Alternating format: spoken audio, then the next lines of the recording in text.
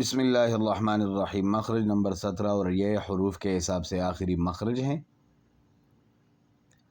اس مخرج کا نام ہے خیشیوم، یعنی ناک کا بانسا، یعنی ناک کی جڑ، اوپر جو ہڈی ہے ناک کے اندر، نرم ہڈی، اس کو کہا جاتا ہے، اس ایریے کو خیشیوم کہا جاتا ہے۔ یہاں سے غنہ ادا ہوتا ہے، یعنی حروف غنہ نون میم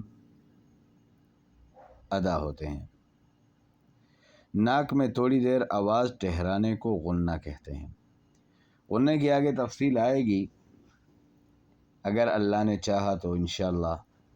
فی الحال میں یہ ہے کہ یہ دو حروف نون اور میم جب یہ مشدد ہو، جب ان کے اوپر شد آ جائے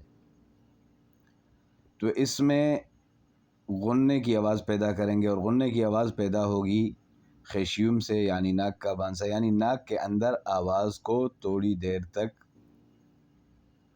روکنا، آواز کو تھوڑی دیر تک ظاہر کرنا، جیسے ان،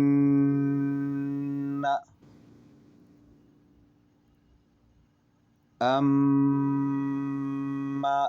یہ جو میم اور نون کی آواز رک جاتی ہے، آواز لمبی ہو جاتی ہے، اس کو غنہ کہا جاتا ہے۔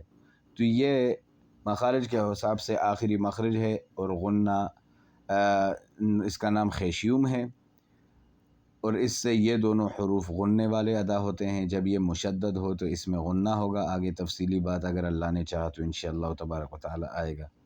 اللہ پاک ہمیں اس پہ عمل کرنے کی توفیق عطا فرمائے۔ اب جن لوگوں کو مخارج یاد ہیں، یا جنہوں نے پڑھا ہے، یا جن کو پہلے سے یاد ہے، جو یاد کرنے کی کوشش کرتے ہیں، یا جو یاد کر رہے ہیں، یا جنہوں نے یاد کر لیا ہے، اب اس کو فالو کرنا ہے، اس کو ہم نے چلانا ہے قاعدے میں۔ ہم قاعدے کے حروف تہجی کو پڑھیں گے، یا ملے ہوئے حروف کو پڑھیں گے، یا قرآن کی تلاوت کریں گے، تو ہم اپنے مخارج کو اس میں لاگو کریں گے۔ کہ مثال کے طور پر ہم پڑھتے ہیں الحمدللہ، الحمدللہ ہم نے پڑھا، تو ہم نے چونکہ باقی تجوید کے رولز نہیں پڑھے، تو ہم یہاں پر یہ رولز لگا سکتے ہیں۔ الحمد میں شروع میں حمزہ ہے، کہ حمزہ کا مخرج کون سا ہے۔ اس کے بعد لام ہے، لام کا مخرج کون سا ہے۔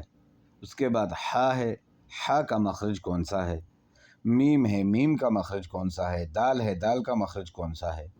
تو جب ہمیں اس طرح ہم ان کو قرآن کی آیتوں کے اندر لاگو کریں گے تو ہماری تلفظ بہترین انداز میں ٹھیک ہو جائے گی، اور اس کو اجرا کہتے ہیں۔ انشاءاللہ اس کو بھی پڑھیں گے، اور باقی تجوید کے رولز بھی اس میں لگتے ہیں، تو وہ جب پڑھیں گے تو سامنے آئے گی بات۔ اللہ پاک عمل کرنے کی توفیق عطا فرمائے۔ صدق اللہ العظیم۔